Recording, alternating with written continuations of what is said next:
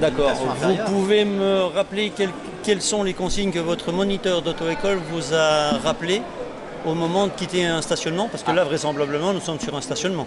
En fait, un camping-car, c'est un véhicule classique. C'est-à-dire qu'en théorie, je dis bien en théorie, un camping-car doit s'arrêter sur la même distance qu'un véhicule classique.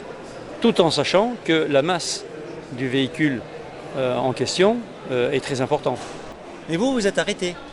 Ça vous arrive souvent de vous arrêter au milieu du Mais carrefour? non, mais c'est un écran si. 2D, on voit rien. Ben non, mais si, c'est ce que vous avez fait. Il faut savoir qu'un véhicule classique à 30 km/h s'arrête sur 14 mètres.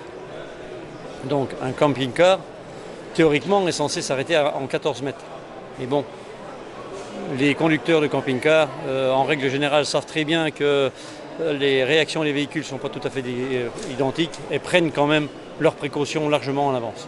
Oh oui, bah accusez l'écran, allez-y, allez-y. Ah, c'est facile de s'en prendre le petit. Ah non, c'est un...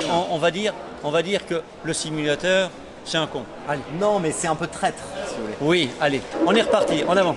Donc, les conseils de prudence sur la route qu'on pourrait donner à des camping-caristes, c'est quoi? C'est des conseils d'anticipation, de distance de freinage? Beaucoup d'anticipation. De toute façon, un camping-car, en règle générale, prend plus en considération son environnement qu'un automobiliste classique.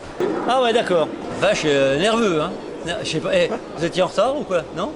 Oui. Non, mais enfin, vous avez mis 2 secondes pour réagir.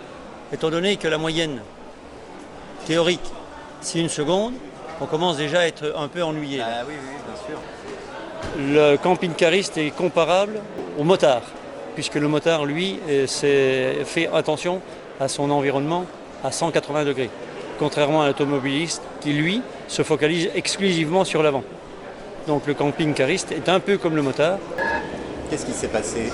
Ah bah, c'est à moi que vous demandez ou qui c'est le conducteur? Par contre, quand on vous dit de prendre en considération l'environnement, Bah oui. là, tchav, rien à foutre. Comment ça se justifie ça? Comment ça s'explique? Déjà par la taille et la masse du véhicule, et en plus par la hauteur du véhicule, et aussi par la clarté du panoramique de l'avant. D'accord. Quand le monsieur vous a percuté à l'arrière, 18 km/h.